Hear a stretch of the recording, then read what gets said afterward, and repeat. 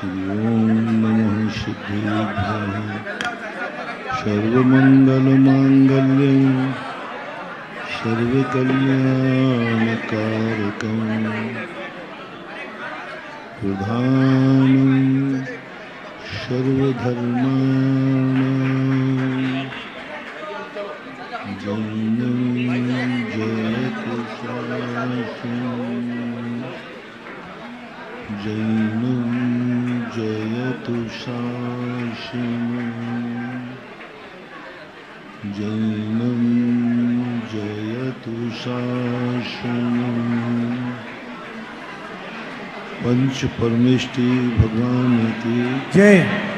आचार्य श्री गुरुवर कुंद कुंद महाराज की जय। आचार्य श्री गुरुवर विद्यासागर महाराज की जय। आचार्य समय सागर महाराज की जय। तीर्थ चक्रवर्ती जगत पूज्य निर्यापक श्रवण मुनिवर श्री सुधा सागर जी महाराज की पूज्य मुनि संघ की।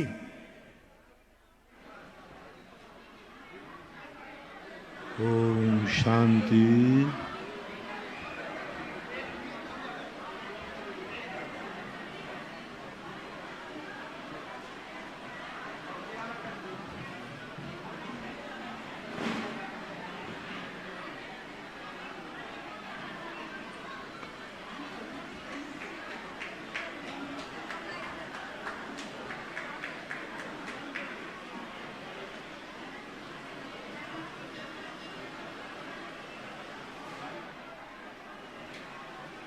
यदि कोई व्यक्ति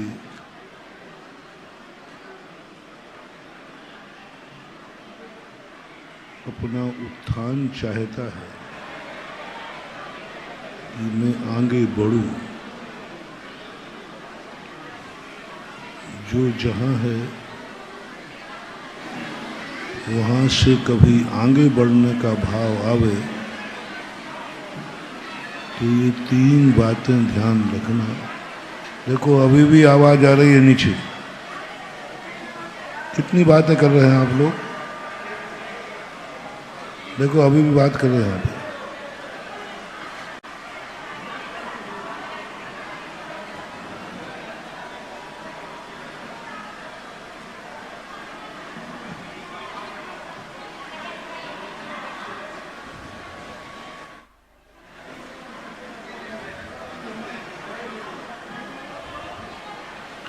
इतने के बावजूद भी चुप नहीं हो रही महिलाएं। देखो मैं अभी देखो ये गंदों तक बांट रही हैं, मना करना इनको।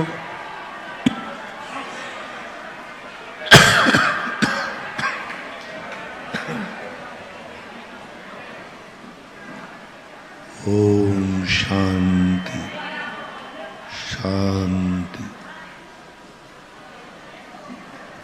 तो तीन बातों पर जरूर विचार करना यदि आपको अपना उत्थान करना है तो। कि कभी भी अपनी जिंदगी किस्मत भरोसे मत छोड़ना। हमारी किस्मत में क्या लिखा है ये कभी विचार भी नहीं करना। मैं कैसी किस्मत लेके आया हूं इस बात को अपने दिमाग से किसी कार्य की शुरुआत करने के समय आने ही मत देना। किसी भी का रिपीट कर रहा हूं, किसी भी कार्य को शुरू करने के समय ये बात कभी नहीं आने देना कि मेरी किस्मत में क्या लिखा है, मेरी किस्मत कैसी है। जो मेरी किस्मत में लिखा होगा वही होगा। यदि कार्य के प्रारंभ करते समय ये भाव आ गया तो निश्चित समझना तुम कभी सफल नहीं हो पाओगे, आगे नहीं बढ़ पाओगे। दूसरी बात से कभी भगवान भरोसे कोई कार्य मत करना। जो भगवान की मर्जी होगी वही होगा। कभी भूल कर मत करना। यदि ये भाव तुम्हारे मन में आ गया, नियम से तुम्हारा विकास वही रुक जाएगा। बहुत अशुभ शब्द है ये, अशुभ विचार है। जो कहते भगवान जो करेगा वही होगा, ऐसा भाव कार्य के प्रारंभ करते समय कभी मत आने देना। अन्यथा भगवान भरोसे कभी कोई काम ना हुआ है, ना हो रहा है और ना होगा। क्योंकि क्योंकि क्योंकि वो करते ही नहीं, क्योंकि वो करते ही नहीं है। तो करते ही नहीं है तो अपन उनके भरोसे रहें क्यों? जो करते ही नहीं है उनके भरोसे रहें क्यों? पहले भी मैं सोचता था भगवान को खूब प्रसन्न करो, वो कुछ कर देंगे। जब से अकल आई तब तो भगवान से भी मैंने कह दिया, भगवान मैं आपके भरोसे तो रहूँगा नहीं, क्योंकि आपका भरोसा बहुत खतरनाक है। ये जितने भगवान वगैरह होते ना, इनके भरोसे मत रहना। इनकी आदत क्या होती मालूम? अपन कहो भगवान मैं बहुत तकलीफ में हूँ, तो कहे ठीक है, तू मुझे मूर्ख समझ रहा है क्या? मैं सब देख रहा हूँ, मैं देख रहा हूँ। भगवान मैं मर रहा हूँ, तो चिल्ला क्यों रहा है? मैं देख रहा हूँ कि तू मर रहा है।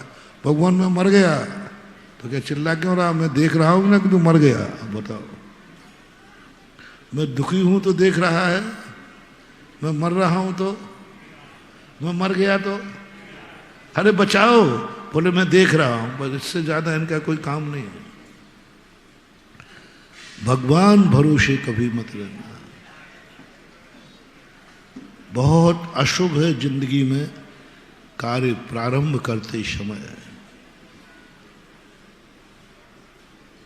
बस इनके सब भरोसे रहना है, तो इनको शगुन मानना। मैं फिर तुम मेरे दर्शन करने क्यों आए हो? क्यों जाऊं मंदिर के लिए? जब आपने कह दिया भगवान कुछ नहीं करता, तो मैं भगवान का नाम क्यों लूं? क्यों भगवान के दर्शन करना? नहीं, वो तो जाना है, नाम लेना है, क्योंकि उनका नाम लिए बिना हमारा सगुन होने वाला नहीं है, मंगल होने वाला नहीं। भगवान का इसलिए दर्शन किया जाता है कि मैं जो करूं उसमें सफल हो जाऊं। मेरे विघ्नों का, पूज्यवर नेमीचंद महाराज ने गौमठ सार में मंगलाचरण में कहा, हे भगवान मैं आपका नाम इसलिए नहीं ले रहा हूं कि आप शास्त्र लिख देना।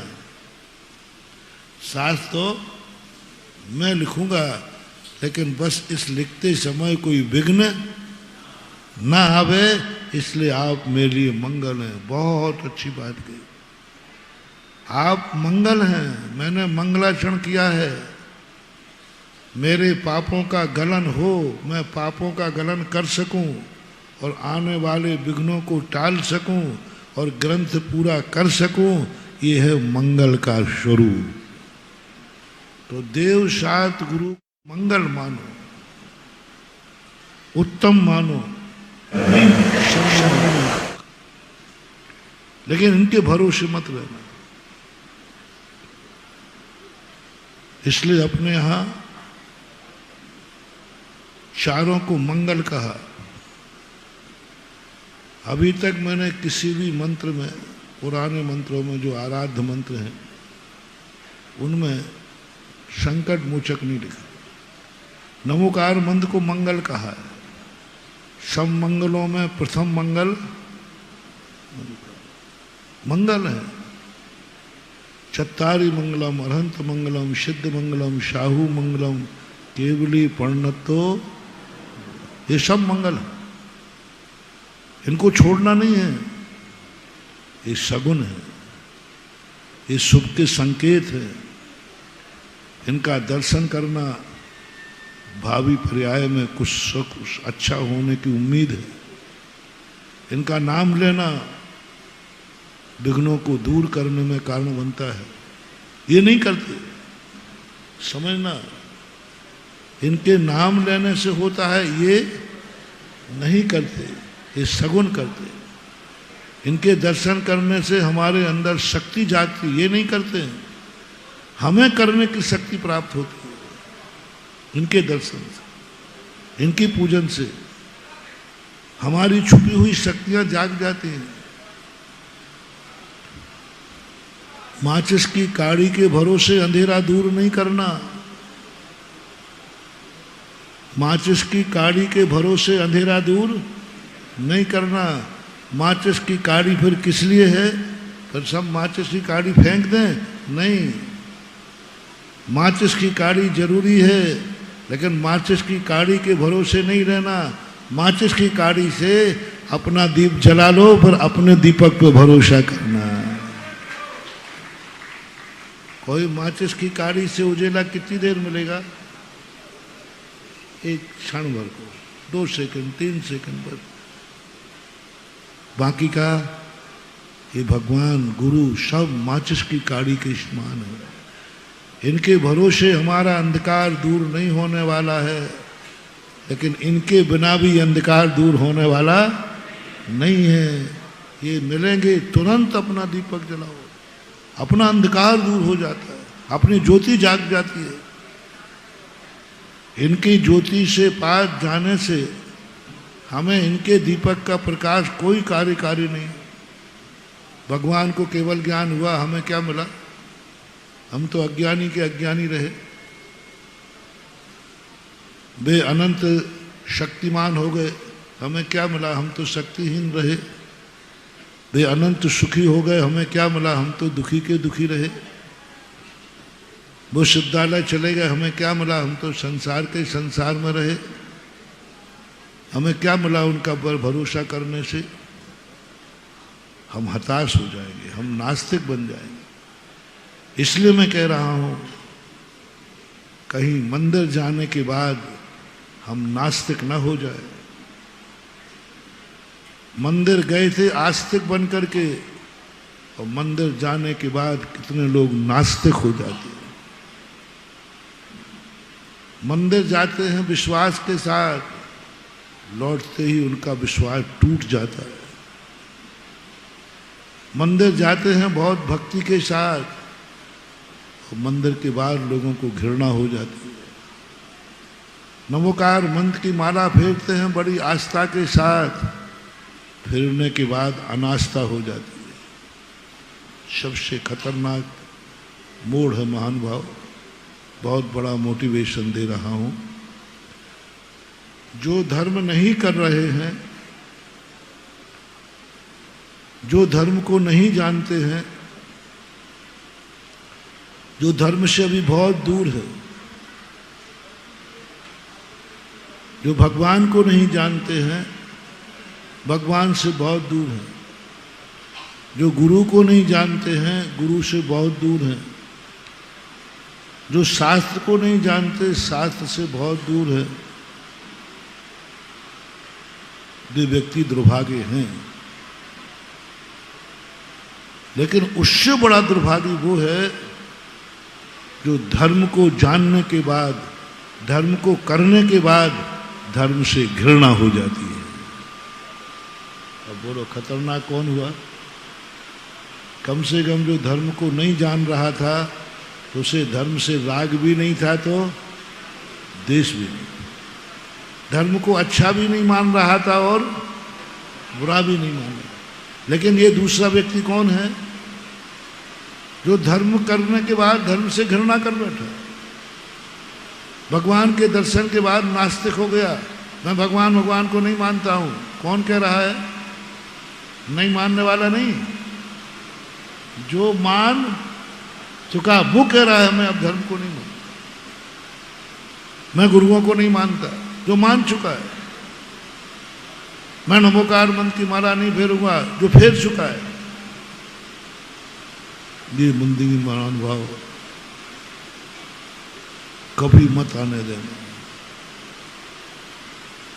कभी मत आने देना। वो ऐसा ही खतरनाक है।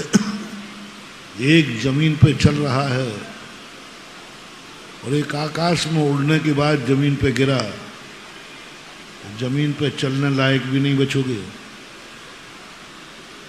कम से कम आकाश में नहीं उड़ाता तो जमीन पे बोलो ना चल तो, और आकाश में उड़ा और वहां से गिरा तो जमीन पे भी चलने लायक नहीं रहेगा, नहीं रहेगा। इसलिए मैं तुम्हें पहले से मोटिवेशन दे रहा हूं, कहीं ऐसी श्रद्धा मत कर लेना कि तुम्हारी भगवान वो पूर्ति न कर पाए। तुम्हारा भरोसा है कि मेरा कार्य भगवान भरोसे है, मैंने तो भंवर में नैया डाल दी तेरे ही भरोसे। ये खतरनाक भक्त है, और नैया डूब गई तो फिर भगवान को ऐसे निपटाएंगे, क्योंकि विश्वास किया था ना, नहीं। इसलिए मैं कह रहा हूं किसी कार्य करने के पहले भगवान भरोसे पे कोई कार्य मत करो, शुरू ही नहीं करना। यदि ये भाव आ जाए तो समझ लेना अमंगल हो गया, अब मैं इसको कल करूंगा। मान लो कभी आ जाए हम तो भगवान भरोसे, तो रुक जाना थोड़ा। बोले क्यों रुके? बोले मुझे अशुभ भाव आ गया। क्या भाव आया? भगवान भरोसे नहीं। भगवान को याद करना है, लेकिन सगुन के लिए। भगवान को दर्शन करना है, सगुन के लिए। गुरु का आशीर्वाद लेना है, बोलो सगुन के लिए। गुरु ने आशीर्वाद दे दिया है, मैं तो आशीर्वाद के भरोसे जी रहा हूं। हे भक्तों, मुझे ऐसे चेले नहीं चाहिए। जो मेरे भरोसे जीते हैं, इन चेलों को मैं बहुत खतरनाक मानता हूं। वो उनसे ज्यादा खतरनाक है जो मुझे नहीं मानता है। जो मुझे नहीं मानता है उनसे भी ज्यादा खतरनाक कौन है? जो कहता महाराज मैं तो आपके भरोसे पे हूं। मैं तुरंत करनी काट जाता हूं, भैया तू मेरे भरोसे मत रहना, तू बहुत खतरनाक है। आज जितना तू विश्वास दिला रहा है, कल तू उतना ही मुझे गालियां देगा, क्योंकि तू मेरे भरोसे हो गया। इसलिए कभी गलती नहीं करना। गुरु के प्रति तुम्हारी श्रद्धा सदा बनी रहे, तो एक बात छोड़ देना, गुरु के भरोसे कोई काम मत करना। पूरी जिंदगी भर गुरु तुम्हारा रहेगा और तुम गुरु के रहोगे। 99% लोग गुरु के भरोसे जीते हैं। गुरु छूट जाता है, तुम गुरु को छोड़ देते। या तो गुरु तुम्हें छोड़ देगा या तुम गुरु को छोड़ दोगे। इसलिए भरोसा मत करना। माँ शगुन मंगल, महाराज आशीर्वाद दो, मैं कार्य करूंगा, मैं पुरुषार्थ करूंगा, आपका आशीर्वाद मुझे सगुन बन जाए कि मुझे सफलता का सूचक बन जाए। करूंगा मैं पढ़ूंगा बस। मैं तो आपको सगुन मान करके आया। तीसरा कार्य, किसी कार्य करते समय ये भावना आ जाए नियतवाद का, जिस समय जैसा होना है वैसा होगा। ये तीन सबसे ज्यादा आज तक तुमने दुनिया के अशुभ सुने होंगे। ये अशुभ है, ये अशुभ है। बिल्ली रास्ता काट जाए, सांप काट जाए तो, खाली बर्तन मिल जाए तो, कनवा मिल जाए तो, आदि आदि बहुत सारे अशुभ तुमने पढ़े होंगे। लेकिन एक बहुत बड़ा जो अशुभ मैं तुम्हें तीन बता रहे हूं, ये शायद तुमने कहीं नहीं पढ़े होंगे। ये तुम्हें सुधा सागर पुराण में बता रहा हूं, क्योंकि मैंने है मेरा कोई पुराण नहीं भैया, ध्यान रखना। मैंने शास्त्रों में से निकाल निकाल करके तुम्हारी भाषा में लिख दिया, बस इतना ट्रांसलेशन किया है। शास्त्रों की भाषा क्या थी? कठिन थी, हमने उसको सरल कर दिया। इसी को मैं अभी बता रहा हूं। यदि तुम्हें मोक्ष मार्ग पर बढ़ना है, मोक्ष मार्ग पर आगे जाना है, तो जैन दर्शन सबसे पहले कहता है ओदय्या बंधा, जिसे हमारे यहां औदैक भाव कहा। जब तक व्यक्ति औदैक भाव में लीन है, वहां से मोक्ष के रास्ते बंद है। जहां जहां औदैक भाव है, क्षय उपशम भाव है ही नहीं उसके पास, क्षायक भाव है ही नहीं उसके पास, उपशम भाव किसी अपेक्षा से नहीं है, मात्र औदैक भाव। औदैक भाव का दूसरा नाम है कर्म फल चेतना। अभी मैंने सरल भाषा में कहा था, अब मैं थोड़ी आगम की भाषा बोल रहा हूं। कर्म फल चेतना, कर्म फल चेतना का अर्थ होता है मैं क्या करूं, मैं तो कुछ भी नहीं कर सकता हूं, जो किस्मत में लिखा है वह, जो किस्मत में लिखा है वह होगा।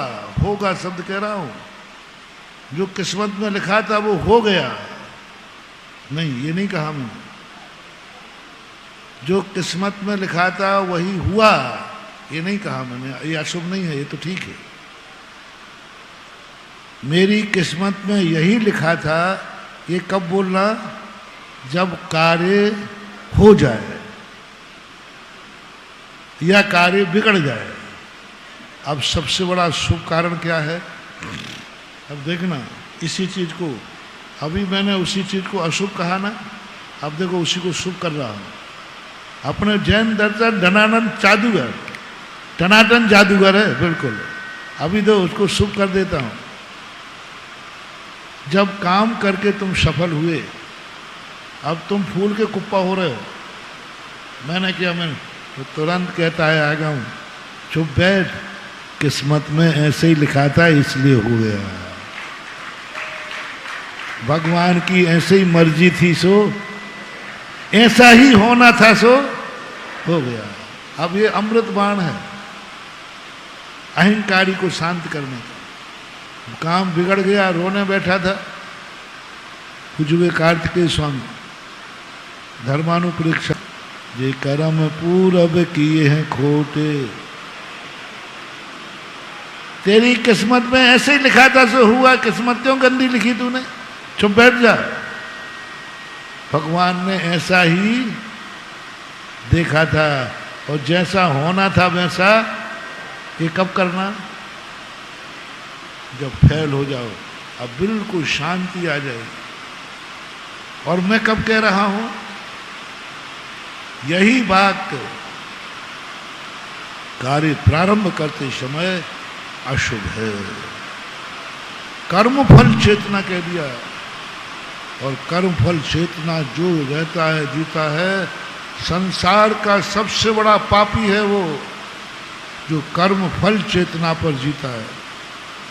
कर्म फल चेतना का अर्थ, उसके हाथ में कुछ नहीं है, जैसा कर्म कराएगा वैसा वो करेगा, जैसा कर्म जलाएगा वैसा जिएगा, जैसा कर्म मारेगा वैसा मरेगा, जैसा कर्म रुलाएगा वैसा, कुछ उसके हाथ में नहीं है। यदि तुम्हारी जिंदगी में ऐसा भाव आ रहा हो, समझ लेना तुम संसार के सबसे बड़े पापी जीवों की गिनती में आने वाले। ऐसे कर्म छल चेतना वाला हमारे सिद्धांत ग्रंथों में एक इंद्रिय स्थावर होता है, स्थावरों के कर्म फल चेतना होती। और मैंने एक दिन कहा भी था, संसार के सभी पाप कर्मों में सबसे बड़ा पाप कर्म है स्थावर, और स्थावरों के कर्म फल चेतना होती है, कर्म फल चेतना। इसलिए कर्म फल चेतना अपन को कभी नहीं लाना, कर्म का अनुभव कभी मत करना। असाता का उदय आए साता का अनुभव करो, साता का उदय आए समता का अनुभव करो, कर्म का अनुभव नहीं करना। नीच गोत्र का उदय आए उच्चता का अनुभव करो, चांडाल जैसा नीच गोत्र है और ऐसा कर्म किया, ऐसा कर्म किया। देवता भी जयकार बोल रहे हैं, बोलो जयकार नीच की बोली जाती के उच्च की। और कुल कौन सा है, और अनुभव कानों में शब्द क्या आ रहे हैं, जयकार। कितना ऊंचा नीच गोत्र है, अनुभव में नीचता नहीं आ रही। नीच व्यक्ति को कमल बिछता है क्या, नीच व्यक्ति की जयकार बोली जाती क्या? ये कहलाता है ज्ञानी जी। नीच अशुभ कर्म का उदय आया, ध्यान में बैठा है, शेरनी मांस नोच नोच के खा रही है। ओह देखना, शेरनी मांस नोच नोच करके खा रही है और महाराज को अनुभव ऐसा आनंद आ रहा है, सो इंद्र नाग नरेंद्र व अहेमेंद्र के नाही कहो। क्या बात है मानव, तीव्र असाता कर्म का उदय। असाता कर्म के उदय में तो दुखी होना चाहिए। उस समय उनको इतना आनंद आ रहा है कि इंद्र नाग नरेंद्र अहेमेंद्र के नाही कहो, उनके भी नहीं है। जिस समय श्यालिनी लौंच लौंच करके मांस भक्षण कर रही, सब विपरीत। इसलिए कभी अपनी जिंदगी में कर्म की अनुभूति मत होने देना। जब भी तुम्हारे कर्म का उदय आवे, तुम अनुभव में उससे विपरीत हो जाओ। अशुभ कर्म के उदय में पुण्य कर्म की अनुभूति करो, अशुभ कर्म के उदय में ऐसा कुछ साधना करो कि शुभ की अनुभूति हो जाए। अशुभ कर्म के उदय में शुभ की अनुभूति करो। रिपीट कर रहा हूं, कर्म का उदय कौन सा है, अशुभ का, और अनुभव क्या करना है, शुभ का। परिचय और उपसर क्या है? परिचय अशुभ कर्म के उदय में आते हैं, लेकिन परिचय पर विजय आनंद के साथ की जाती है। परिचय जय, अच्छा हुआ परिचय आ गया। बोले क्यों? बहुत दिनों से कर्मों की निर्जरा करना चाह रहा था, अच्छा हुआ इससे कर्मों की निर्जरा हो गई। अब देखना, कष्ट का उदय आया है और साधु आनंद मना रहा है, क्योंकि साधु को सबसे आनंद कब आता है, जब कर्मों की निर्जरा हो। कर्मों की निर्जरा ही मूल पवारा है। साधु जैसे तुम लोगों के धन आता है ना सारंग में, जैसे आपके पास धन आता है सारंग में, आप खुशी मनाते हैं, ऐसे ही साधु की सारंग कब है मालूम है? आपकी सारंग तो आपको मालूम है ना। हमारा जब खाने की फुर्सत नहीं मिले, दुकान बंद करना नहीं पड़ती है, कर तो ग्राहक बैठे रहते हैं, तब कहते महाराज बहुत आनंद। हम लोगों को मालूम सारंग कब आती है, ऐसे नहीं है तो अभी ठीक ठाक चल रहा है। जब परिचय उपसर्ग आ जाए, जैसे उपसर्ग आता है तैसे ही साधु कहता अब आई सारंग। क्योंकि जैसे तुम कमाने में खाना भूल जाते हो, हम उपसर्ग में खाना भूल जाते हैं। अब ना खाने की फुर्सत है, कमाने की बारी आई तो तुम सोना भूल जाते हो, उपसर्ग में हम भी सोना भूल जाते हैं। ना सोते हैं, ना खाते हैं, ना पीते हैं, क्योंकि कमाई कर्मों की निर्जरा हो रही है। परिचय जय चारित्री, उपसर्ग परिचय निर्जरा के कारण है। अब उसको आनंद की अनुभूति हो रही और सारा जगत कह रहा है इस पर बहुत कष्ट है, और साधु ने अनुभव कर लिया सुख का। तो विपरीत कर्मों में विपरीत कर्म की अनुभूति करो। जितने अशुभ कर्म में तुम खुश नजर आओगे, जितने अशुभ कर्म में तुम खुश नजर आओगे, उतना ही अशुभ कर्म तुमसे जल्दी भाग जाएगा।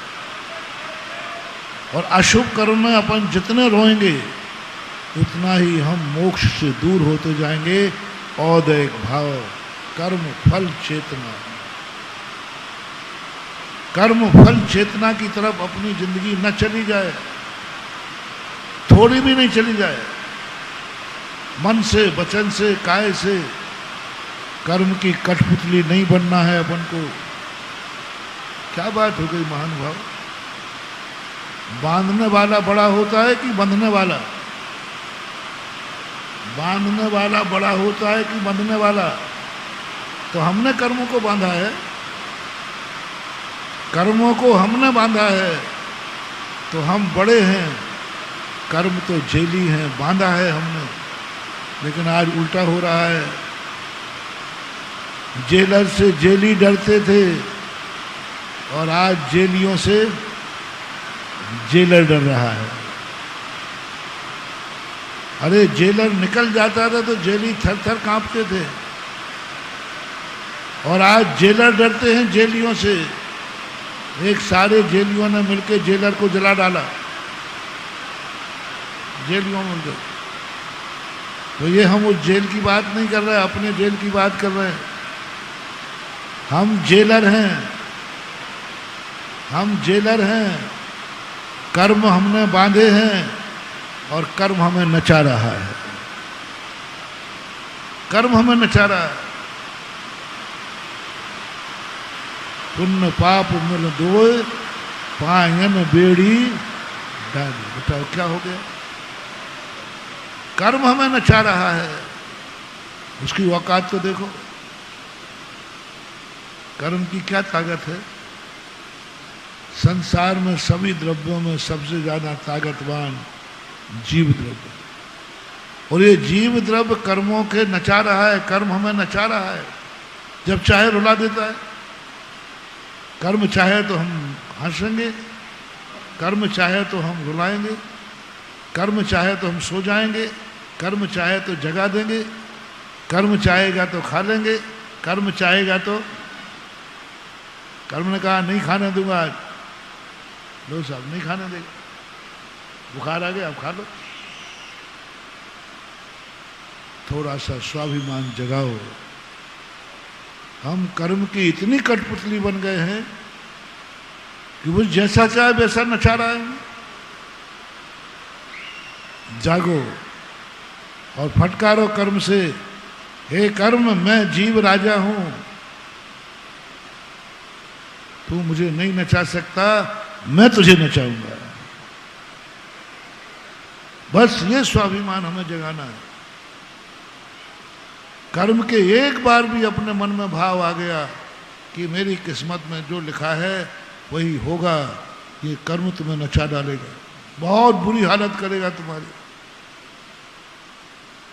सबसे बड़ा वीक पॉइंट है। एक बार अपन को क्षयोपशम लब्धि, क्षयोपशम लब्धि, औदैक भाव, औदैक लब्धि में जीते हम, जैसा कर्म करेगा। और इसलिए सम्यक दर्शन के पहले उस जीव को इतना बहादुर होना चाहिए, मैं कर्म के भरोसे नहीं जीऊंगा, मैं खुद अपने भरोसे जीऊंगा। मेरी भी कोई औकात है, मेरी भी कोई बकत है, मैं जीव हूं, मैं चैतन्य स्वरूपी हूं, मैं अनंत ज्ञान दर्शन स्वभावी हूं। ये जड़ मैं चेतन, जड़ चेतन को नचा रहा है? नहीं। कह दो कर्मों से, जो तुझे करना है कर डाल, मैं तेरे अनुसार नाचूंगा नहीं। तू रुलाएगा मैं रोऊंगा नहीं, तू हंसाएगा मैं हंसूंगा नहीं। मैं समता भाव को स्वीकार करता हूं, मैं समता भाव को स्वीकार। इसलिए किस्मत के भरोसे रहना, औदैक भाव। पहली तो कर्म फल चेतना है, और कर्म फल चेतना एक इंद्रियों के होती है, और अपन कितने इंद्रिय हैं? बताओ, हमारा पतन देखो कितना हो गया। एक इंद्रिय के कर्म फल चेतना होती है। आगम कह रहा है, सिद्धांत कह रहा है, कर्म फल चेतना एक इंद्रियों के होती है, और हम पंचेंद्रिय होकर के कर्म फल की चेतना की अनुभूति कर रहे हैं, कर्म फल पर नाच रहे हैं, कर्मों के अनुसार हमारा परिणमन हो रहा है। कर्म उदय में आ गया तो हम रोने बैठ गए। जब जब तुम्हें कर्म की अनुभूति हो जाए तब तब तुम सोचना मैं पंचेंद्री होकर के भी एक इंद्री हो गया। जैसे परसों कहा था ना, मनुष्य होकर के भी त्रियंच समान, नर त्रियंच समान, त्रियंचों के समान।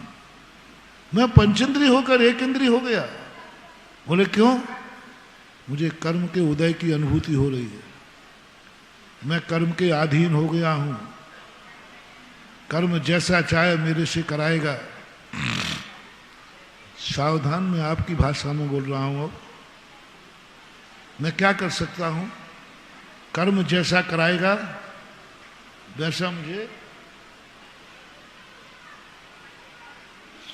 वैसा मुझे करना पड़ेगा। ये अनुभव अपनी जिंदगी में कभी आने मत देना, नहीं तुम सम्यक दर्शन के अधिकारी नहीं होगे। सम्यक दर्शन के पहले क्षयोपशम लब्धि कहती है, कर्म जो कराएगा वही करूंगा मैं नहीं, मैं जो करूंगा उसे कर्म को करना पड़ेगा। मैं जो करूंगा, क्षयोपशम का अर्थ ये होता है। औदैहिक भाव और क्षयोपशम भाव में यही अंतर है। औदैहिक भाव में नहीं, मैं नहीं करूंगा। तो पहले तो अपन कितने इंद्रिय हैं और कर्म फल चेतना किसके है? एक इंद्रिय। स्वाभिमान जगाओ। पंचेंद्रिय होकर एक इंद्रिय की अनुभूति। कर्म जो करा रहा है हम कर रहे हैं, मेरे हाथ में कुछ भी नहीं है। जाओ, तुम्हारा सम्यक दर्शन अभी बहुत दूर है, तुम सम्यक दर्शन के योग्य ही नहीं हो, अयोग्य। बस तुम्हारे मन में, अब आप अपना नोट करें 24 घंटे में, क्या कभी आपके अनुभव में ऐसा आ रहा है मैं कर्म की कठपुतली हूं, कर्म जैसा कराएगा वैसे ही मुझे करना है, मेरे हाथ में कुछ नहीं है? ये भाव तो तुम्हारे मन में नहीं आ रहा है, तो फिर हमारा उपदेश ये सम्यक दर्शन प्राप्त करने की योग्यता है। यदि आ रहा है तो स्पष्ट समझ लेना, जैसे तीन काल में अनंत अनंत भवों तक एक इंद्रिय को कभी सम्यक दर्शन नहीं हो सकता, क्योंकि वो कर्म फल चेतना में जीता है। दूसरा औदैहिक भाव, और कर्मफल चेतना भी औदैहिक भाव ही है। अब आते औदैहिक भाव। ऐसा कौन सा गुण स्थान है जहां तक मात्र औदैहिक भाव ही कहा है? क्षयोपशम और क्षायक भाव है भी तो गिनती में नहीं आता। 4 गुण स्थान होते हैं। औदैहिक भाव मिथ्या दृष्टि, केवल औदैहिक भाव। देखो विशेषता देखना है, ऐसा औदैहिक भाव जहां ज्ञान दर्शन क्षयोपशम भाव रूप में बैठे हैं। द्वादशांग का ज्ञान कर लिया, भिन्न दश पूर्वी हो गया, फिर भी उसका ज्ञान अज्ञान में गिना जाता है। किस कारण से? औदैहिक भाव। मिथ्यात्व कर्म के उदय से वो मिथ्या दृष्टि है। क्या करे बेचारा, मिथ्यात्व कर्म का उदय है इसलिए वो मिथ्या दृष्टि है। दूसरा, तीसरा, चौथा गुण स्थान, ओहो, ये औदैहिक भाव कितना खतरनाक है। सम्यक दर्शन प्राप्त कर लिया, छायक सम्यक दर्शन प्राप्त कर लिया, प्रथमोपशम सम्यक दर्शन प्राप्त कर लिया, सौधर्मेंद्र बन गया, लोकांतिक देव बन गया, सर्वार्थ सिद्धि का देव बन गया, चक्रवर्ती बन गया। लेकिन अभी उसका कौन सा भाव है चौथे गुण स्थान तक? औदैहिक भाव का। चौथे गुण स्थान तक नियम से औदैहिक भाव ही है। मैंने जब इस गुण स्थान का चिंतन किया, मैंने कही क्या है इस औदैक भाव का, इतना साम्राज्य, इन कर्मों की इतनी दादागिरी,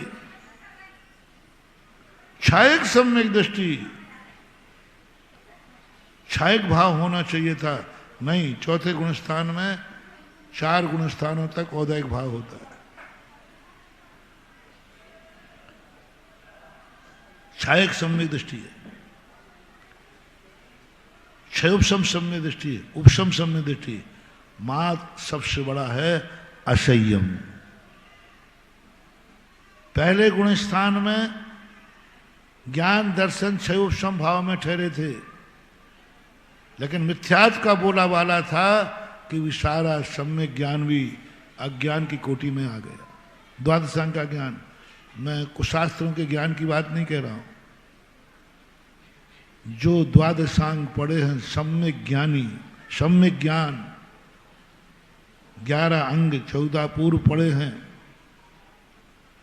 पूरा सम्यक ज्ञान, 6 द्रव्य 7 तत्व 9 पदार्थ, कुशास्त्रों की बात नहीं कर रहा हूं, सम्यक 7 पढ़े ही नहीं है, कंठस्थ हैं, अर्थ सहित कंठस्थ हैं, सम्यक चर्चा कर रहा है 31 सागर तक, लेकिन सारा सम्यक ज्ञान जब मार्गणा को उठा के देखा कि इसका ज्ञान कौन सा है, अज्ञान, किसकी बलिहारी, मिथ्यात्व के औदैक भाव की बलिहारी। इधर चौथे गुण स्थान में छायक सम्यक दृष्टि, अब तो सम्यक दृष्टि हो गया, फिर भी इसको औदैक भाव कहा, असंयम भाव कहा। किसका जोर है यहां, वहां मिथ्यात्व का जोर था, यहां असंयम का जोर हो गया, और असंयम का जोर होने से भेद डाल दिया, क्योंकि अनुभूति चारित्र का नाम है। दर्शन मोहिनी के खाते में डाल दिए, और मुझे तो अनुभव करना था कि मुझे छायक सम्यक दर्शन हुआ है, मुझे उपशम सम्यक दर्शन हुआ है, मुझे क्षयोपशम सम्यक दर्शन हुआ है। तो उन्होंने कहा हाँ ठीक है, एक तुझे सांत्वना पुरस्कार देते हैं, दर्शन मोहिनी की अपेक्षा छायक भाव। अपेक्षा क्यों लगाई, प्रकट तो आत्मा में हुआ है। दर्शन मोहिनी की अपेक्षा तो छायक भाव है, दर्शन मोहिनी की अपेक्षा तो उपशम भाव है, दर्शन मोहिनी की अपेक्षा क्षय उपशम भाव है। 4 गुण स्थान किस कर्म के उदय, किसकी अपेक्षा बता दिए, दर्शन मोहिनी की अपेक्षा बता दिए। और दर्शन मोहिनी का अर्थ है मानो अनुभव नहीं। तेरी श्रद्धा अडिग होगी, तेरी श्रद्धा अडिग होगी, तेरी उत्तेजनाएं उपशमित होगी, क्षय उपशम हो गया, लेकिन तुझे छायक भाव की अनुभूति नहीं होगी, क्योंकि चारित्र का अभाव है, असंयम गुणस्थान है, असंयम गुणस्थान। चारित्र मोहिनी की अपेक्षा कोई भी अनुभूति वहां नहीं करता, इसलिए चतुर्थ गुणस्थान वर्ती को कुछ भी अनुभूति नहीं होती, कुछ भी अनुभूति नहीं। ना अपने आत्मा की अनुभूति है, ना अपने भावों की अनुभूति है, ना अपनी निर्मलता की अनुभूति है, ना उसे सम्यक दर्शन की अनुभूति है, अनुभूति है ही नहीं। न किसी ज्ञान में जो विषय बना है उसकी अनुभूति नहीं, बस श्रद्धा है। अडिग हो गई श्रद्धा, अब कोई डिगा नहीं सकता। लेकिन जिस पर श्रद्धा है उसकी अनुभूति तो कराओ, नहीं। श्रद्धा अडिग है, कोई नहीं हिला सकता उसे, लेकिन जिस पर वो श्रद्धा कर रहा है उसकी अनुभूति की बात आएगी तो अनुभूति तो चारित्र के खाते जाते हैं। इसलिए जहां औदैक भाव, असंयम भाव का प्रभाव इतना हो, वहां पर सब कुछ मोक्ष मार्ग बंद हो जाता है। सारे देवता देखो किस्मत का खा रहे हैं, देवता सब किस्मत का खाते हैं, उनके औदैक भाव ज्यादा होता है। सारे देवता जो कुछ भी है सब किस्मत का खाते हैं। एक बार मैंने कहा था बादशाह खाते हैं। किस्मत के खाते जीना, किस्मत की अनुभूति करना, किस्मत के भरोसे रहना, बादशाह खाना है। और वहां से मोक्ष का दरवाजा बंद। देवताओं को मोक्ष का दरवाजा बंद है, मोक्ष नहीं जा सकते वो, क्योंकि वो किस्मत का खाते हैं, कमा के नहीं खाते, किस्मत का खाते हैं। देवता अपनी मर्जी से कुछ नहीं, उनका बिल्कुल पूरा कार्यक्रम से डिसाइड है। यहां तक कि श्वास भी, अपन तो श्वास कपाली कर लो ना, अनुलोम विलोम तेज भी कर सकते हैं। देवता कुंभक रेचक नहीं कर सकते। देवता चाहे कि जैसे अपन श्वास को लेकर रोक लेते ना, तेज भी वो नहीं कर पाएंगे, वो दीर्घ श्वास नहीं ले पाए। उनके तो श्वास भी निश्चित है, इतने दिन में लोगे और उतने ही लोगे। उनकी श्वास भी कर्म के अधीन, उनका भोजन भी कर्म के अधीन। बीच में कोई ब्याही जी आ जाए तो, बीच में यदि मौसम अच्छा हो तो पिकनिक मनाने का, वो नहीं कर सकते। निश्चित कर दिया भोजन बस इतने दिन में, और वो भी प्रमाण में, इससे ज्यादा कुछ नहीं हो सकता।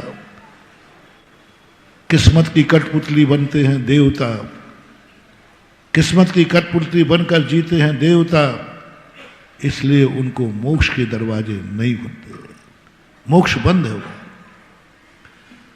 इसलिए किसी भी कार्य के प्रारंभ में ये बात नहीं आने देना। दूसरी बात जो मैंने कही थी, भगवान भरोसे नहीं। तीसरी बात जो कही थी, नियत के भरोसे नहीं। जो जिस समय जैसा होना है वैसा होगा, अपने दिमाग से निकाल दो ये तीनों बातें। और ये तीनों निकालने के बाद फिर कार्य की शुरुआत करो, फिर कार्य की शुरुआत करो। और उस शुरुआत में सबसे पहला प्रमाण जो कल दिया था, अपने आप को तुम प्रमाणिक मत मानना। अब देखना, मैंने आधीनता से बरी किया है, अब पुनः मैं पराधीन कर रहा हूं। कर्मों के अधीन नहीं, कठपुतली नहीं बनना, नियत के अधीन नहीं, भगवान के अधीन होना है लेकिन भरोसे पे नहीं। अब मैं तुरंत अधीन कर रहा हूं। जैन दर्शन बड़ा पेचीदा है। एक चूहे का दिमाग खराब हो गया, एक चूहा पागल हो गया, क्योंकि एक चूहे ने एक कपड़े की दुकान के थान को छोटा सा कट लगा दिया। तो वो दुकानदार चूहे को बहुत गुस्सा हुआ, क्योंकि 1000 रुपये मीटर का कपड़ा था। अब चूहे ने कट लगा दिया तो कितने का हो गया? कभी तो बेकार ही हो जाता, थोड़ा कट था तो 500 रुपये में चल गया। तो दुकानदार चूहे को बहुत गुस्सा कर रहा था, इसको मारूंगा। तो चूहे ने सोचा कि ये दुकानदार मुझे क्यों मार रहा है, तूने मेरा थान काट दिया। अब उसने सोचा कि मैंने काटा तो इतना। तो एक दिन चूहे ने, जोक है, चूहे ने कपड़े खरीदने वाले का पीछा किया जिसने 1000 रुपये मीटर का कपड़ा खरीदा था। देखें ये क्या करता है ऐसे। तो वो टेलर के पास ले गया कपड़ा, और टेलर ने जो उस कपड़े के टुकड़े टुकड़े किए, चूहा कहता है ये सब मूर्ख, मैंने इतना सा काट दिया तो 1000 के 500 हो गए, और इसने इतने टुकड़े कर दिए और कटाई की और पैसा लिया। अब बताओ, कटाई का पैसा और लिया। चूहा कहता मैंने फोकट में काटा, मैंने फोकट में काटा तो रेट गिर गए, और इसने काटने का भी पैसा लिया और इसकी ड्रेस। जैन दर्शन इस चिड़िया का नाम है। जैन दर्शन चूहों को समझ में आने वाला नहीं है। वो तो यही समझे मैंने इतना कट किया, इतने तो टुकड़े टुकड़े कर दिए। जैन दर्शन टेलर के समान काटता है और काट करके फिर जोड़ता है। चूहे में क्या गुण था? पहली बात तो उसे काटने का हुनर नहीं था, कहाँ काटना है, जहां कहीं भी काट दिया। और तीसरी गलती क्या थी उस पर? वो काटना जानता था और जोड़ना नहीं जानता। और टेलर काटना भी जानता है और जोड़ना भी जानता है। यदि टेलर के समान तुम बन गए तो जैन दर्शन समझ में आ जाएगा। जैन दर्शन अलग भी करता है, इकट्ठा भी करता है, भेद भी करता है, अभेद भी करता है, ग्रहण भी कराता है और छुड़ाता भी है। पहले ग्रहण करो। बहुत सारे मुमुक्षु यही कहते हैं कि महाराज जो छोड़ना है उसे क्या ग्रहण करना? व्यवहार छोड़ने योग्य है कि नहीं? मैंने कहा बिल्कुल है। ये व्रत नियम छोड़ने योग्य है कि नहीं? बिल्कुल नियम छोड़ने योग्य।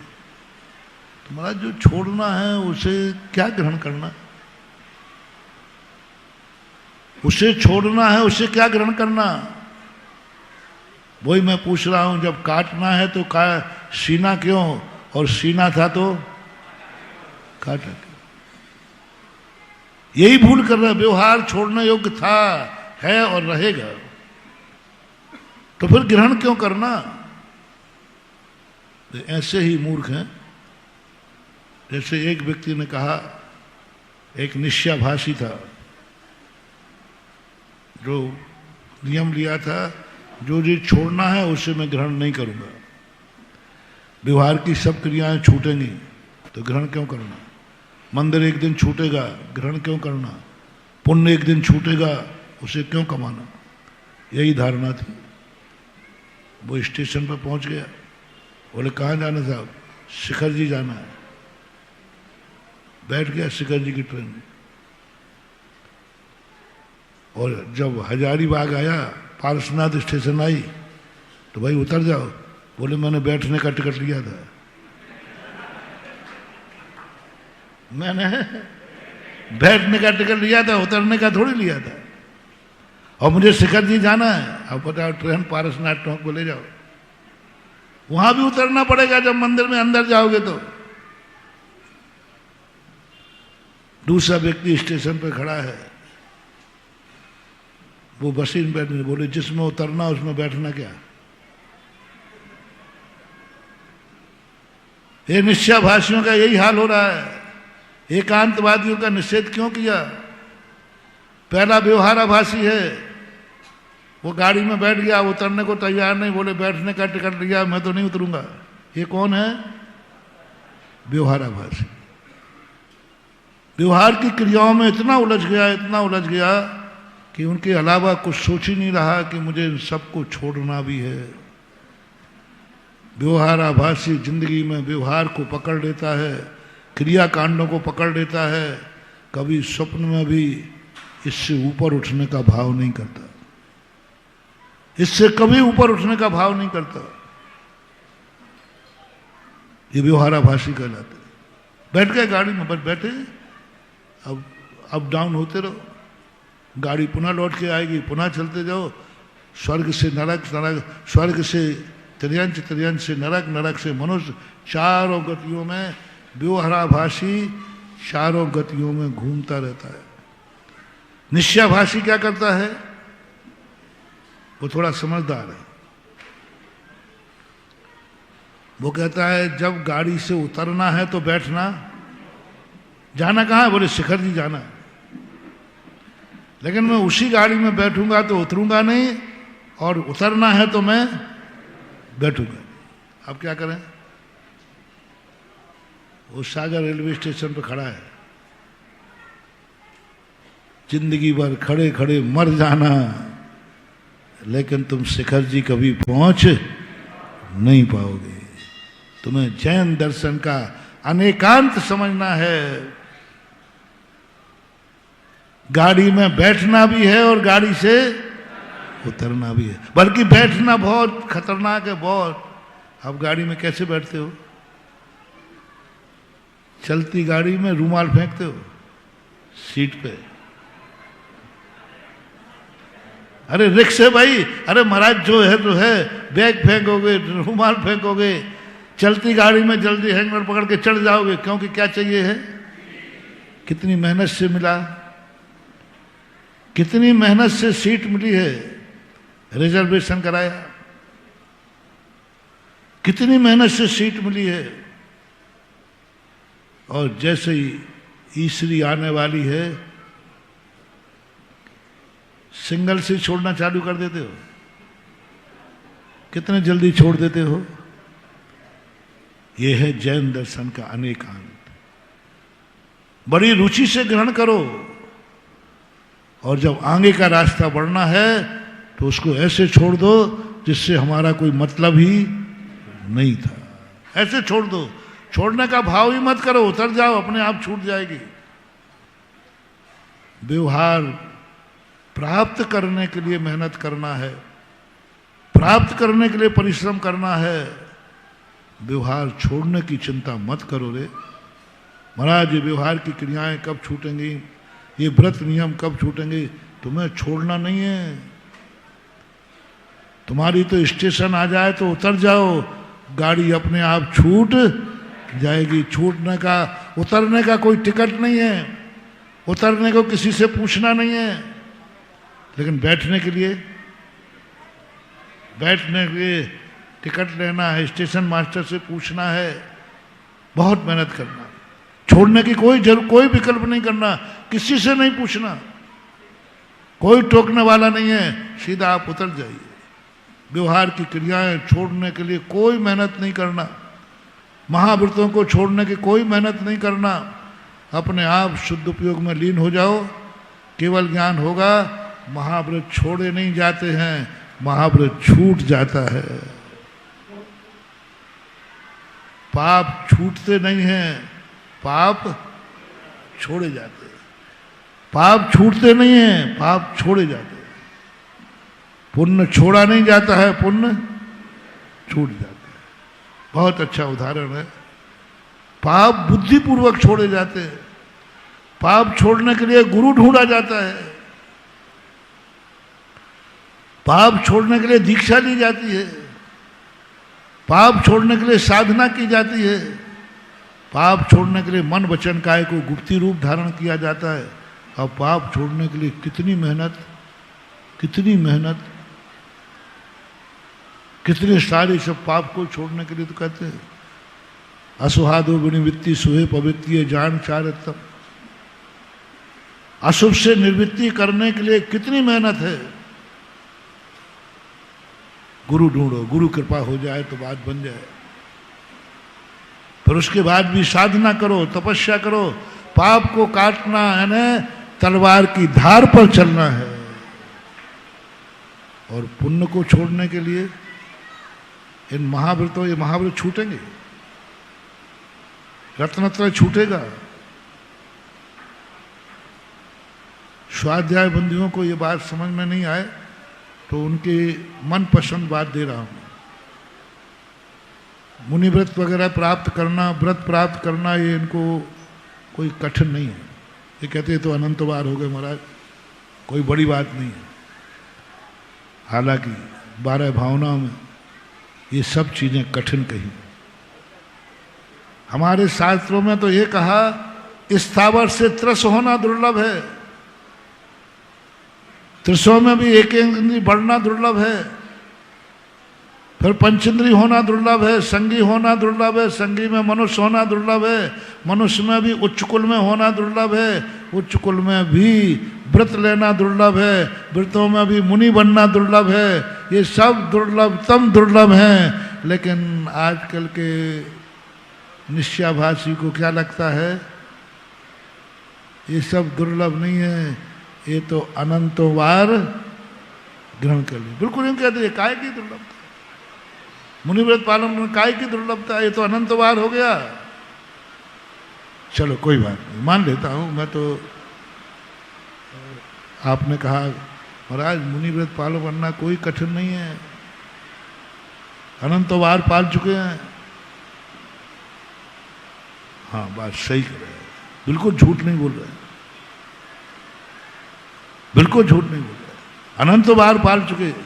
लेकिन आगम में दुर्लभ लिखा है, महाराज लिख दिया होगा किसी फिर चले ने, मुझे तो ये डर। अब उनको जो दुर्लभ लगता है उसकी कहानी सुनाता हूं। एक निश्चय स्वाध्याय करने वाले को व्रत दुर्लभ नहीं है, सम्यक दर्शन दुर्लभ है। हाँ महाराज, अब पते की बात कही आप, सम्यक दर्शन बहुत दुर्लभतम दुर्लभ है, पक्का है।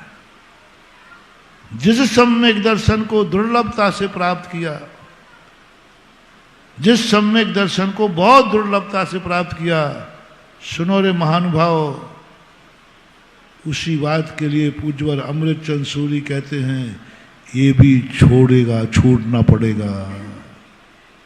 अकिंचित कर, सम्यक दर्शन अकिंचित कर, सम्यक ज्ञान अकिंचित कर, सम्यक चारित्र अकिंचित कर, कोई काम का नहीं है, कोई काम का नहीं। मर गए जिसे प्राप्त करते करते, मर गए अनंत काल में, बड़ी मुश्किल से तो प्राप्त हुआ। और आगे क्या कह दिया, अकिंचित कर, कोई काम के नहीं है ये। अकिंचित कर किसे बोलते हैं, कोई काम कर। अकिंचित कर शब्द डाला पूज्यवर अमृतचंद सूरी महाराज ने। सम्यक दर्शन ज्ञान चारित भेद रत्नत्रय अकिंचित कर। अकिंचित कर शब्द थोड़ा बहुत तो मायना रखते, थोड़ा बहुत तो कहते नहीं, सीधा उठा के कह दिया अकिंचित कर, छोड़ इसे, ये कोई काम का नहीं है, भेद रत्नत्रय। और पहले क्या कह दिया, सम्यक दर्शन दुर्लभतम है, ये है जैन दर्शन, ये है जैन धर्म, ये है जैन धर्म का अनेकांत। सम्यक दर्शन प्राप्त करा दिया, प्राप्त करने के बाद कह दिया कौन सा बड़ा कार्य कर लिया तूने, कौन सा तीर मार लिया, लो सब पानी फेर दिया ना। जैसे आप बच्चों को ऐसे ऐसे पढ़ाते हैं, पहले कहते तुझे कुछ नहीं करना, तुझे कुछ नहीं करना, स्कूल चला जा, तो वहां कुछ करना है कि नहीं, नहीं कुछ नहीं करना, जाने की चॉकलेट, वो चॉकलेट के बहाने चला जाता है। फिर वहां जाके क्या करते हो, भाई देख तू बैठा तो है ही, मुझसे चॉकलेट खा रहा है, ये स्लेट पकड़, ये बर्ता पकड़, अभी कुछ बताना मत, एक चॉकलेट और मिलेगी। तो वो बर्ता ले लेता है स्लेट और यूं ही करने लग जाता है। 2-4-8 दिन यूं ही किए, सीधे से मास्टर आएगा, बेटा देख एक चॉकलेट और मिलेगी। बोले अब काहे की, बोले जो हाथ तो चला ही रहा है ना, तो यूं यूं कर रहा है, अब यूं यूं ना करके थोड़ा सा कंसंट्रेट हो जा और एक चूल्हा बना दे ऐसा, और एक और नीचे चूल्हा बना दे ऐसा, बीच में एक डंडी खींच दे और ऐसा खींच दे, एक चॉकलेट मिलेगी। बच्चा कहता है इसमें क्या, ये तो मूरा क्या, अपन को एक चॉकलेट मिले, हाथ तो चल ही रहा था कि नहीं। अब उसने एक चॉकलेट मास्टर दे के कहता है इसी को बोलते हैं अनार का।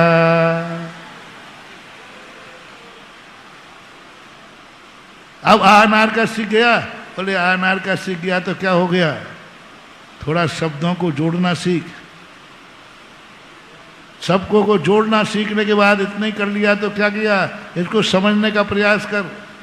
हमारे मोक्ष मार्ग में भी ऐसे ही होता है, पहले कहते हैं कुछ नहीं करना, मंदिर जाना है बस,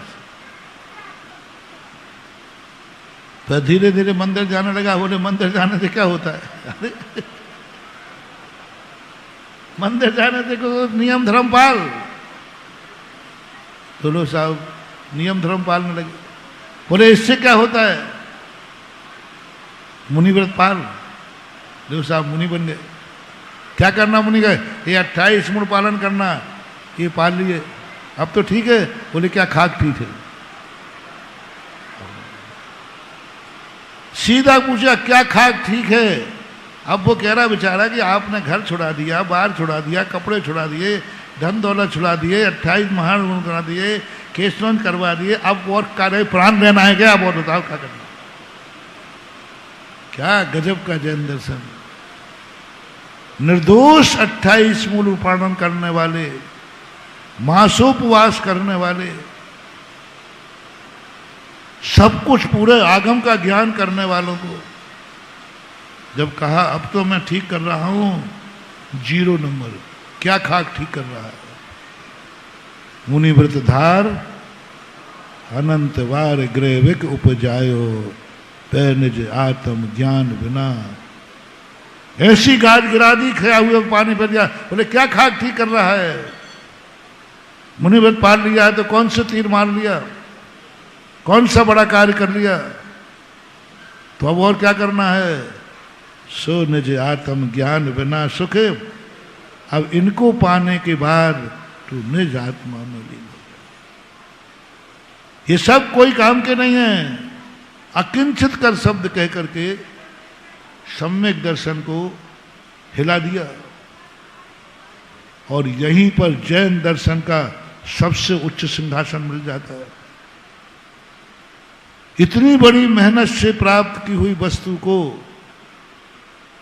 अकिंचित कर कहना मात्र साहस जैन धर्म का है।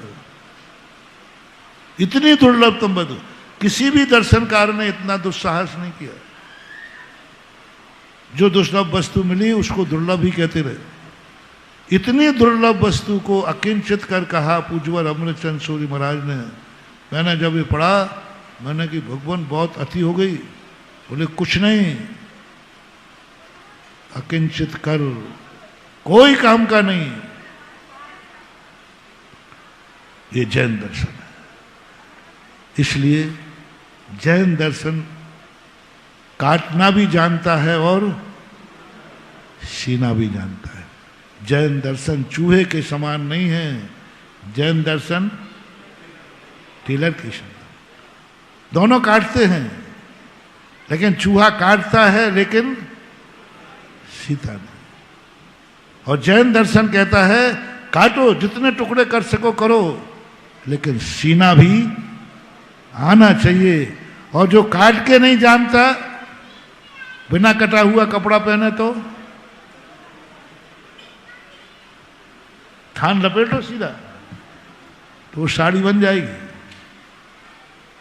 बिना कटा कपड़ा पहनना नहीं और कटे हुए टुकड़े पहनना नहीं, पहले काटो फिर सियो, तब कहीं सुपारी सूट बने, तब कहीं पहनने के लायक बने, तभी हमारी जिंदगी बनेगी। अभी मैंने ये बात किस लिए कही? अभी मैंने आपसे कहा कठपुतली मत बनो, पराधीन मत बनो, किस्मत के भरोसे मत रहो, नियतवाद के भरोसे मत रहो। और अब मैं तुम्हें बिल्कुल अलग कर दिया सबसे। तुम बहुत शक्तिमान हो। नियत तुम्हारे अनुसार नहीं, तुम नियत को बनाओगे। नियत के अनुसार तुम नहीं चलोगे, तुम नियत को बनाओगे। पूज्यवर अकलंग स्वामी राजवार्तिक में कहते नियतवाद क्या है? जो जिस समय जैसा होना है वैसा होगा, ये नियतवाद है। और नियति क्या है? जैसा मैं करूंगा वैसा होगा। नी निश्चयेन यत्नम इति नियतम, बहुत अच्छी परिभाषा दी। जो जिस कारण से कार्य होना है वह कार्य उसी कारण से होगा, यही नियत है। और कारण मैं हूं, मैं कारण हूं, मैं जो करूंगा वह होगा। ये स्वतंत्रता तुम्हें दे दी। और कल मैंने क्या कहा था? अपने को कभी प्रमाण मत मानना। उसी की भूमिका बनाई थी कल की, क्योंकि कल हमने कह दिया था तुम जो हो हम सही नहीं हैं। कल अंतिम होमवर्क क्या दिया था? मेरा सोच सही नहीं है, मेरी दृष्टि सही नहीं है, मेरे कान सही नहीं है, मेरे पास कुछ भी, मैं पूर्णतः गलत हूं, मैं गलत हूं। यदि तुम्हारे मन में ये भाव आ गया मैं सही हूं, बस यही तुम्हारा विनाश चालू हो गया। दोनों बहुत प्रश्न थोड़ा सा उलझ रहा है, समझना। यदि तुमने समझ लिया कि मैं सही हूं, मैं जो कर रहा हूं सही है, बहुत बड़ा धोखा खा जाओगे। आपके बहुत बुरे दिन आएंगे, ऐसे गिरोगे ऐसे गिरोगे, कोई उठाने वाला नहीं मिलेगा। क्योंकि कभी स्वयं सत्य नहीं होता है,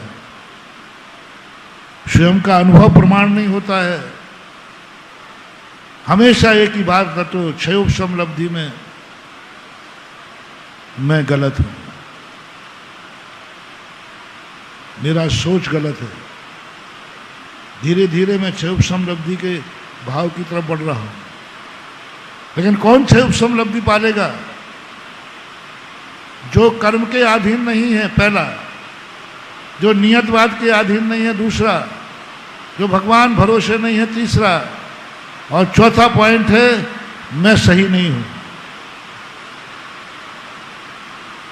अपने आप पे कभी भरोसा मत करना। आत्मा के भरोसे रहने वाला व्यक्ति डूबेगा।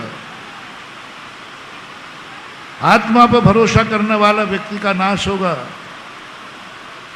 भगवान पर भरोसा करने वाले को तो फिर भी कोई उठा लेगा, और जिसने आत्मा पर भरोसा किया है उसको कोई उठाने वाला भी नहीं मिलेगा। अपने विचारों पर, अपने सोच पर, अपने आप पर भरोसा करना, मानवा गलती मत करना। किस्मत पर भरोसा करने वाला कभी किस्मत उठा लेगी, भगवान पर भरोसा करने वाला कभी भगवान उठा लेगा। नियत पर भरोसा करने वाला कभी अच्छी नियत भी आएगी, लेकिन जिसने अपने आप पर भरोसा किया, अपनी आत्मा पर भरोसा किया, उसे कोई उठाने वाला नहीं है। चिल्ला चिल्ला करके मर जाएगा, कोई नहीं उठा। एक सज्जन का मरण हुआ, वो कंजाइश थे, उनका भतीजा था। वो आत्मा पर बहुत भरोसा करता, किसी पे भरोसा नहीं उसको, किसी के भरोसे वो रहता ही नहीं था। आत्मा का भरोसा। परिणाम ये निकला, जब वो मरा तो तड़प तड़प के मरा, बहुत बुरी तरह तड़प तड़प के मरा।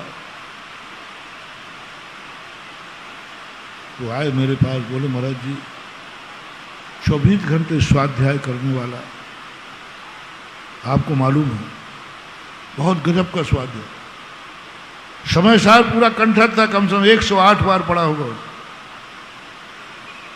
महाराज जी इतना सब कुछ करने के बाद उसका मरण ऐसा क्यों मरण हुआ उसका ऐसा? मैंने कहा बस उसकी एक ही गलती थी कि उसने अपनी आत्मा पर भरोसा किया, अपने ज्ञान पर भरोसा किया, अपने सोच पर भरोसा किया। उसे अपने आप पर भरोसा था। जिसे अपने आप पे भरोसा होता है उसका कोई साथ नहीं देता, कर्म भी साथ नहीं देता, कर्म भी साथ नहीं देता। महानुभाव ध्यान रखना, जितने ये आत्मा आत्मा चिल्लाते हैं ना, ये पुण्य की निंदा करते हैं ना, पुण्य की बुराई करते हैं ना, इनको मरने के लिए मौत भी नसीब नहीं होती अच्छी तरह, क्योंकि जिंदगी भर पुण्य कमाया ही नहीं। पुण्य को तो गालियां दी, पुण्य क्यों आएगा बचाने के लिए? पुण्य क्यों आएगा तुम्हारे बीच में? क्योंकि पुण्य को तो तुमने गालियां दी हैं। पुण्य है, पुण्य भिष्टा के समान है, पुण्य सोने की लोहे की बेड़ी है, पुण्य और पाप दोनों एक ही है। बताओ, पुण्य को पाप की कोटि में लाके रख दिया और क्रिया में कर दिया। बात ज्ञान में करते तो बात क्रिया में कर दिया। पुण्य और पाप में कोई अंतर नहीं है। इतनी गालियां तुम्हारे उसने पुण्य को दी हैं, मरने के लिए भी पुण्य चाहिए रे, मरने के लिए भी पुण्य चाहिए। पुण्य की कठपुतली नहीं बनना, लेकिन मरने के लिए पुण्य चाहिए। पुण्य की कठपुतली नहीं बनना, दोनों समझना। पुण्य की कठपुतली बनना नहीं और पुण्य को छोड़ना नहीं, क्योंकि मरने के लिए भी पुण्य। मुनि बनने के लिए पुण्य चाहिए, मंदिर आने को पुण्य चाहिए, प्रवचन सुनने को पुण्य चाहिए, माला फेरने को पुण्य चाहिए। बोलो, भगवान को पहचानने के लिए पुण्य चाहिए। मन ठीक है तो पहचान जाओगे। मंदिर आने के लिए पुण्य चाहिए, लेकिन पुण्य की कठपुतली मत बनना। बहुत अंतर है। पुण्य के अनुसार तुम नहीं नाचोगे, तुम्हारे अनुसार पुण्य नाचेगा। सब कुछ वही है, मैं कुछ भी गड़बड़ नहीं करूंगा। उसी माल को बस इतना करूंगा कि पुण्य तुम पुण्य के अनुसार कार्य नहीं करोगे, तुम्हारे अनुसार पुण्य तुम्हारे काम आएगा। नौकर के अनुसार तुम नहीं चलोगे, नौकर वही।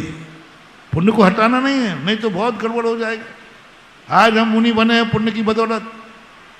यदि मनुष्य पर्याय नहीं होती, त्रिस पर्याय नहीं होती, संगनन शक्ति नहीं होती, निरोगता नहीं होती, तो क्या कर लेते? पुण्य को ज्यादा गालियां मत देना। 1 सेकंड लगेगा, थोड़ा सा भी अशुभ कर्म का उदय आ जाए तो, थोड़ा सा मन विक्षिप्त हो जाए तो, थोड़ा ही आंख में धूल चली जाए तो, थोड़ा ही कान में पानी चला जाए तो सब रखा रह जाएगा, कुछ नहीं है अपना। ये सारे कर्म हमारी जिंदगी के ड्राइवर हैं। सेठ के हाथ में कुछ नहीं है। गाड़ी किसकी है? गाड़ी किसकी है? सेठ की जिंदगी किसके हाथ में है? ड्राइवर। बताओ, 2 पैसे के ड्राइवर के हाथ में सेठ की जिंदगी है। राष्ट्रपति की जिंदगी किसके हाथ में है? एक गनर के हाथ में। एक 10-25 हजार का गनर है, उसका दिमाग बिगड़ जाए तो, उल्टी कर दे तो निपट गई इंदिरा गांधी। एक ड्राइवर 4 करोड़ की मर्सिडीज गाड़ी है, अहंकार कर रहा मैं मालिक हूं, लेकिन गाड़ी का हैंडल किसके पास है? वो 2 मिनट में निपटा देगा। यदि ड्राइवर का दिमाग खराब हो जाए तो गाड़ी के मालिक की जिंदगी कितनी सस्ती है। क्या है दुनिया? मालिक मैं और मेरी जिंदगी 10 हजार के ड्राइवर के हाथ में है। वो चाहे तो सकुशल पहुंचा दे और चाहे तो रास्ते में निपटा दे।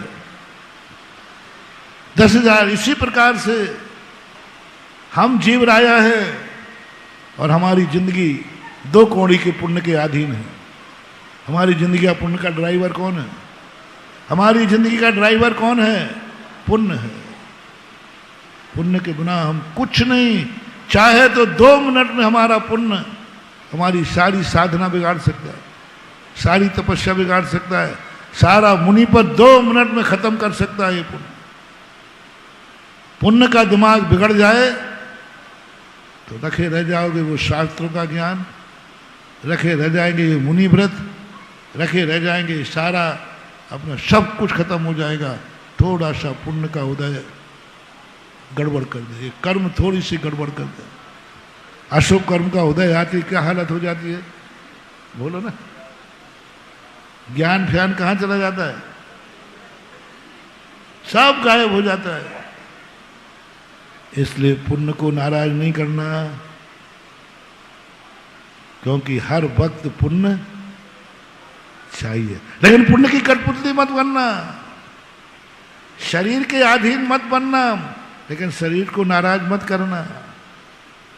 शरीर के गुलाम मत बनना, लेकिन काया राखे धर्म। गुलाम बनना नहीं है और इस काय की उपेक्षा करना नहीं है, क्योंकि इसके बिना क्या है, इसका उपयोग करना सीखो। पुण्य के गुलाम नहीं, पुण्य को साधन बनाओ।